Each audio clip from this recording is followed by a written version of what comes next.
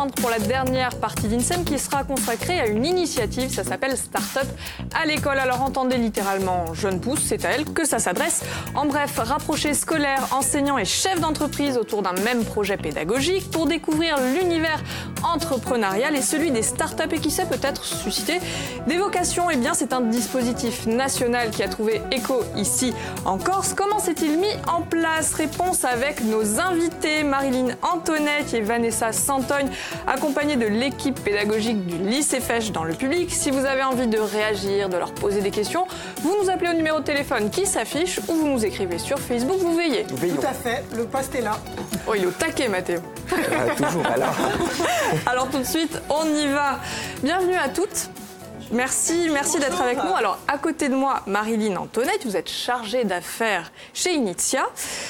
Vanessa Santogne, chargée de mission EPA Corsica, Entreprendre pour apprendre. Alors, dans le public, nous avons le plaisir de recevoir Marie-France Paul. Bonjour, vous êtes accompagnée de Pauline, qui est élève de première au lycée Fesch. Quelques mots sur Initia, rapidement? Initia, c'est une structure qui fait de l'accompagnement de projets innovants. Donc, qui porte aussi un incubateur, qui fait de la sensibilisation et de l'animation dans le domaine de l'innovation. Deux petits mots rapidement sur EPA. EPA, c'est une association qui a pour mission, comme vous le disiez en introduction, de faire travailler autour d'un même projet pédagogique enseignants, jeunes et dirigeants, chefs d'entreprise. Alors, si vous êtes sur le plateau, c'est pour le dispositif Start-up à l'école. En quoi ça consiste, ce projet ? Alors, Start-up à l'école, c'est une démarche qui a été lancée par l'incubateur parisien Agoranov et qui s'est étendue sur tout le territoire grâce au réseau RETIS, qui est le réseau national des incubateurs et pépinières dont nous faisons partie. Et l'objectif, c'est vraiment de regrouper... Ouh là là. Alors, ne bougez pas, tout va bien, on a un petit souci de micro. Merci. Et voilà, les mini-connus. On continue. De réunir donc les scolaires et les start-up autour d'un projet pédagogique pour éveiller la curiosité des jeunes et les sensibiliser à la notion d'entreprendre et la notion d'innovation, puisque c'est l'une des missions d'Initia. Donc ça s'adresse vraiment aux lycéens ? Alors ça s'adresse à tout type de scolaire, donc de l'enseignement secondaire, ça peut être une filière technique, générale ou professionnelle, mais également à l'enseignement supérieur, même si cette année on a démarré le dispositif avec 2 classes, donc une seconde du lycée professionnel Jean-Nicoli à Bastia et une première technologique du lycée Fesch à Ajaccio. Bon, ils sont déjà grands. Oui, ils sont grands. Mais on aurait pu aussi envisager de s'adresser à plus jeunes. Alors, nous, pour ce qui est Encore de start-up à l'école, généralement, c'est à partir de la seconde, quand même. D'accord, ok. Alors, comment l'incubateur, qui s'occupe généralement des porteurs de projets un peu plus âgés, a pris part à cette aventure? Alors, nous, tout naturellement, on s'est tourné vers EPA, qui travaillait déjà avec des scolaires sur un projet pédagogique de création de mini-entreprises. Et du coup, on a amené cette dimension start-up, entreprise innovante et innovation. Donc, on a fait une première réunion entre les start-up et les élèves où les chefs d'entreprise ont présenté leurs projets, leur parcours, avec les difficultés et les réussites qui sont liées à un projet de création d'entreprise. Les élèves ont pu poser des questions et les élèves ont ensuite présenté leurs projets. Et dans ce cas-là, c'est les start-up qui ont apporté des conseils, mais surtout qui les ont questionnés aussi pour amener une réflexion et pourquoi pas une dimension innovante au projet de mini-entreprise qu'ils allaient proposer. Bon, on posera la question d'ailleurs à Pauline tout à l'heure, mais c'est vrai que la vision de la start-up et celle de l'entreprise est quand même assez différente. Oui. Alors, je vais demander, on va passer la parole du côté EPA, donc Entreprendre pour apprendre. Vous le disiez, Marilyn, ça fait un petit moment que vous avez l'habitude de sensibiliser le jeune public. Pour rappel, dans les années 90, à peu près, ça a commencé. Cette sensibilisation, c'est une fédération nationale qui trouve donc... j'allais dire des représentants en Corse, donc EPA Corsica, qui constitue d'ailleurs les représentants locaux?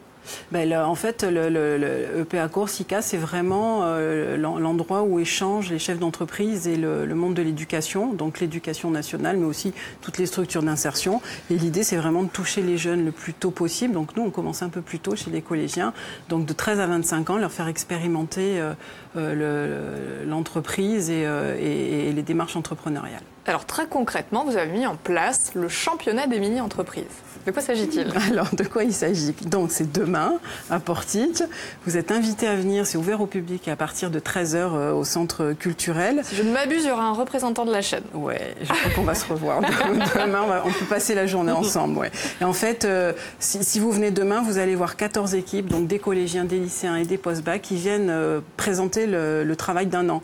Un an pour créer une mini-entreprise. Réellement, c'est une mini-entreprise, mais réelle.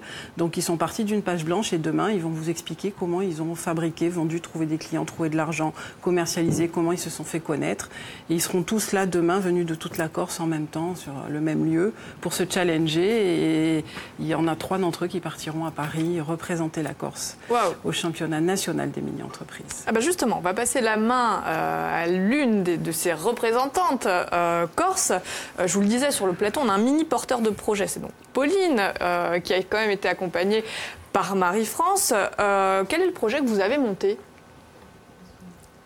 Alors nous, notre projet, on a voulu permettre aux amateurs de cuisine d'accéder en un clic à des recettes qui viennent de toutes les régions de France. Donc pour l'instant, c'est plus spécialisé pour la Corse. Donc on a un projet d'évolution et voir à l'international. Donc une application pour les gourmands. Exactement. C'est ça le projet. Alors entre l'idée et la concrétisation, est-ce que vous l'avez réellement créé, cette application? En fait, c'est pas une application, c'est un site qui est relié à un magnète. Donc... Oula, ça se complique. Non, c'est très simple. Non, franchement, c'est très simple. C'est un produit, c'est un petit magnète qui peut être décoratif, très amusant et très... Donc ce que vous avez appelé un magnète, c'est un petit aimant. Voilà, un petit aimant qui a la forme de la région concernée ou un petit carré avec le flash code. On a juste à flasher le code et hop, on arrive sur notre site qu'on a créé. C'est pas mal comme idée, je trouve. Bon, après, je ne veux pas influencer le jury, mais c'est vrai que... Alors comment ça s'est passé, Marie-France, pour accompagner les élèves? Alors, ce n'est pas toujours très facile de les accompagner, mais ça leur permet de passer de la théorie à la pratique. C'est la 3e année que j'adhère à ce projet organisé par EPA. Mon établissement scolaire, le lycée Fèche, est toujours partant et nous aide beaucoup pour y arriver. Donc c'est vrai que ça crée des liens très importants entre le professeur et les élèves et avec de jeunes acteurs qui viennent de l'extérieur. Et là c'est très important. Pourquoi?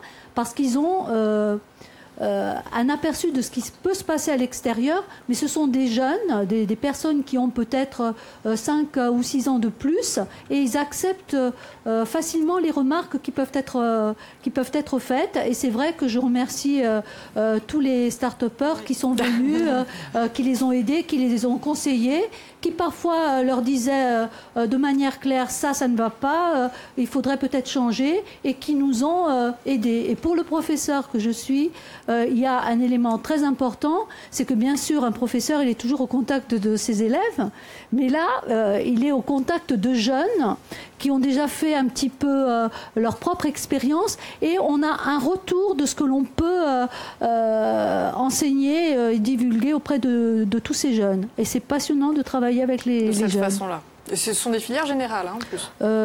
Technologiques. Technologiques, d'accord. Donc, d'accord. Voilà. Alors quelle filière exactement? STMG. Qui veut dire sciences et technologies du management et de la gestion.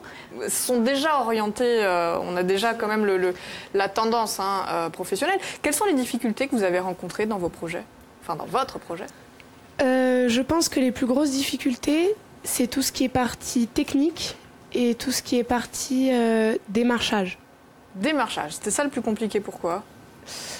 Pour certaines personnes, pour ma part non. Mais pour certaines personnes, d'aller voir des gens inconnus, qui sont professionnels, qui travaillent dans un vrai boulot, donc c'est pas un jeu, c'est pas très rassurant. Donc c'était, et ça l'est toujours. Le passage entre la théorie et la pratique qui était compliqué. Parce qu'en classe, oui, c'est très, très gentil, c'est très simple de travailler avec nos professeurs qu'on voit toute l'année. Gentil. En plus, c'est vrai. Mais d'aller au contact de professionnels, c'est là où c'est le plus compliqué. Alors, quelle était ta vision de la start-up et celle de l'entreprise? Est-ce que c'était la même chose ou est-ce qu'il y avait des différences? Pour moi, c'était la même chose. Et c'est toujours la même chose pour toi? Oui. Oui.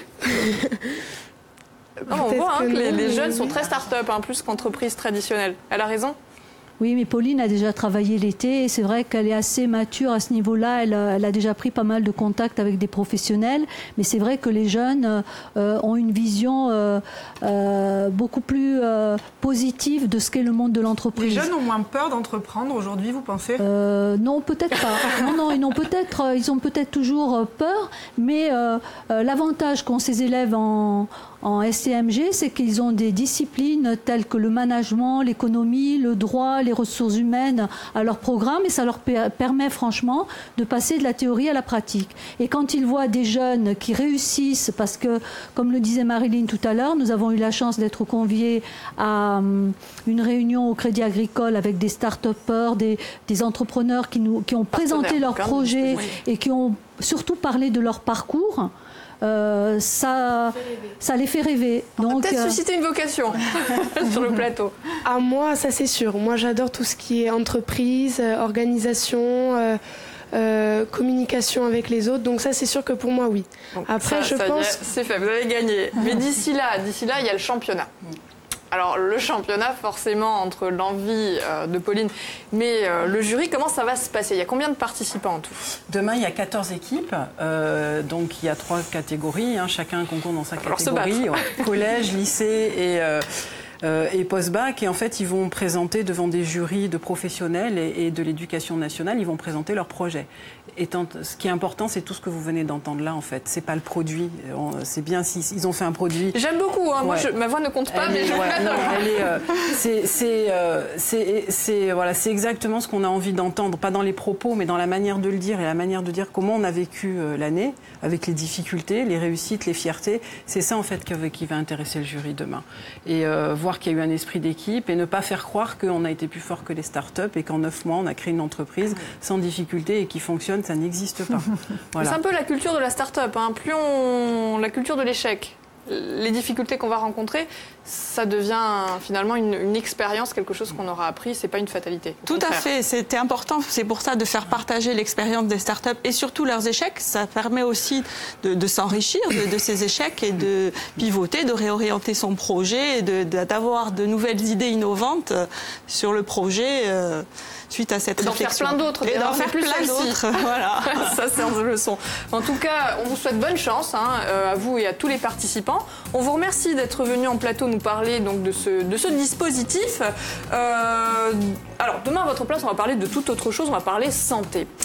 Et on va une petite piqûre de rappel sur le don du sang. Oh, joli. C'est un métier. D'ailleurs, il y a le camion qui t'attend sur le parking de la station. On vous remercie infiniment d'être venu. Oui, Pauline, merci à vous. J'ai une petite intervention à faire. Je profite de l'occasion. Vous pouvez nous suivre sur Facebook et j'espère vous voir tous demain pour nous voir et apprendre à connaître notre mini-entreprise. Elle est top, Pauline. Vous avez déjà gagné. Allez, je vous souhaite une excellente fin de journée. Et nous avons des invitations. Ah bah oui, vous avez raison, on va les jeter. À demain. Ciao.